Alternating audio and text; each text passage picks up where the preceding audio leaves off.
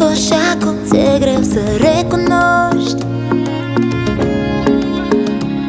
ca doi nebuni priveam pământul de pe alte lume.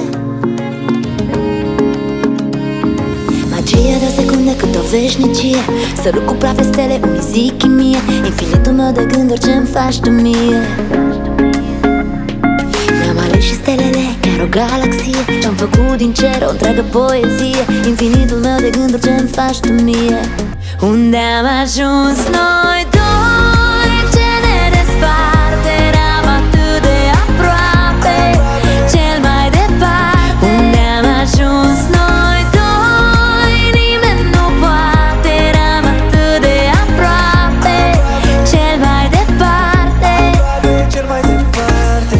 Poate ne-am iubit o secundă și a trecut prea repede, dar eu nu pot să las în urmă, tot retrăiesc momentele. Poate că așa a fost să fie, poate că așa se scriu povești, și cineva a avut un plan să te întâlnesc, să mă întâlnești. Și lumea atât de mică, între noi oceane de liniște, eu încă te aștept pe planeta mea, să ne bucurăm de priveliște, să nu te rătăcești aprins și luna, călătorești mii de vieți într-una. Eu sunt aici chiar dacă nu ajungi, te aștept pentru totdeauna. Unde am ajuns noi